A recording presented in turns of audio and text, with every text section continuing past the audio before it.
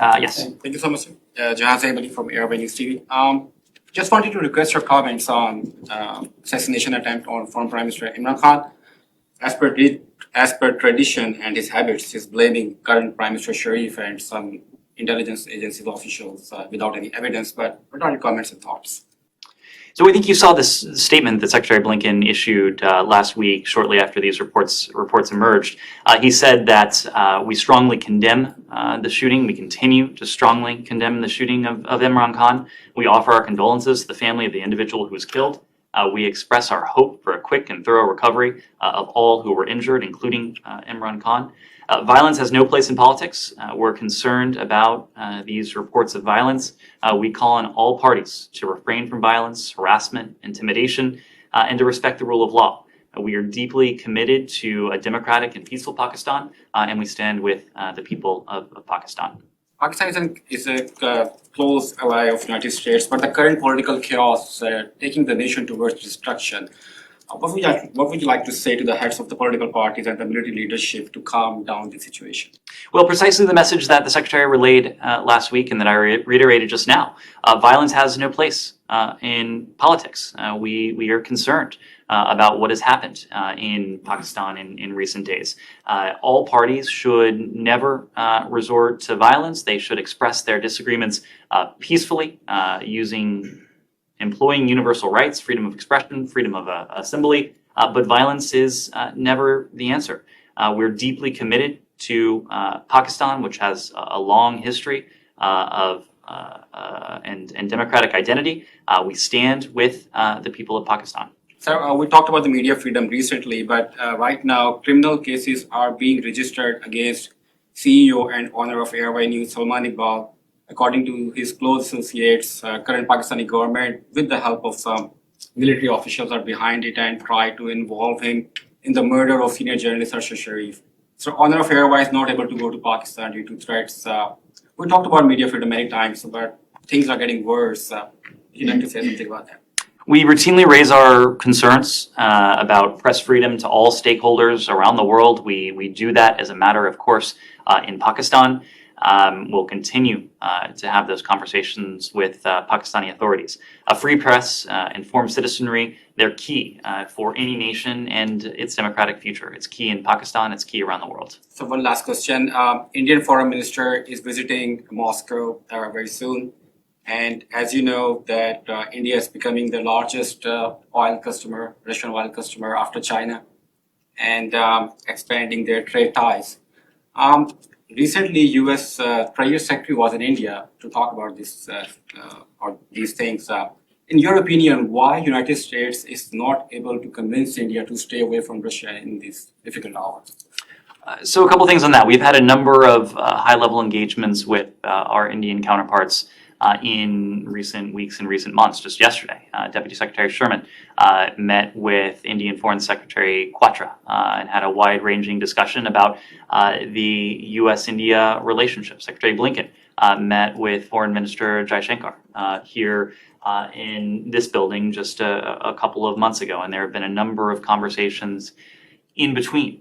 The messages we heard from Foreign Minister Jaishankar in Russia were not dissimilar in some ways from what we heard from Prime Minister Modi at the UN when he made very clear that this is not an era of war.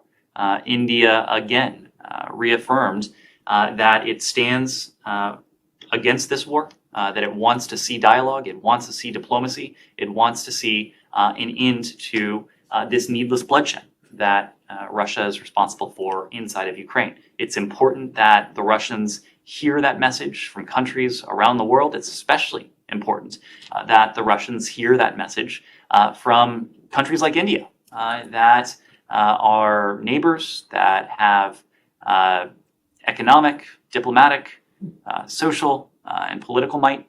And that's precisely the message that Foreign Minister Jaishankar delivered.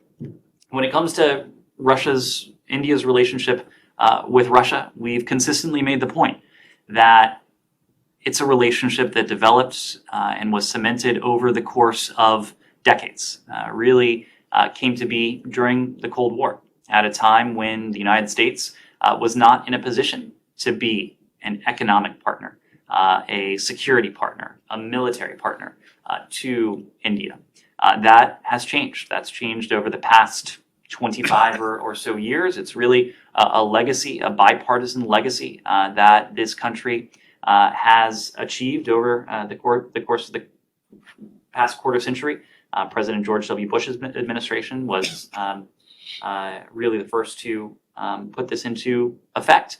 We have sought to deepen our partnership with India in every sector, including when it comes to economics, including when it comes to our security ties, including when it comes to our military cooperation as well. Now, this is a transition that we've always been clear-eyed will not take place overnight, over the course of even a few months, or probably even over the course of a couple of years. India is a large country, a vast country, a large economy that has demanding needs. And so the transition and the reorientation that we hope to see from India is something that this administration will be committed to working with India on, but this will likely be a task not only for this administration, but for administrations to come. So Ismail, you are saying any country can have a trade ties with Russia, can buy the oil, expand their trade ties, but they just need to condemn the Russia on the Ukraine war. No, to be very clear, we've been intentional about exempting oil and gas, the energy sector, from the sanctions that have been imposed on Russia. So the fact that India has high demand for energy, that it continues to seek oil and other forms of energy from Russia, that is not something that runs afoul of the sanctions that have been imposed. We've also been clear that now is not the time for business as usual with Russia, and it's incumbent on countries around the world to do what they can to lessen those economic ties with Russia. That's something that's in the collective interest, but it's also in the bilateral interest of countries around the world to end, and certainly over the course of time, to wean their dependence on Russian energy. There have been a number of countries that have learned the hard way of the fact that Russia is not a reliable source of energy. Russia is not a reliable supplier of security assistance. Russia is far from reliable in any realm. So it is not only in the interest of Ukraine, it is not only in the interest of the region, of the collective interest that India decrease its dependence on Russia over time, but it's also in India's own bilateral interest, given what we've seen from Russia.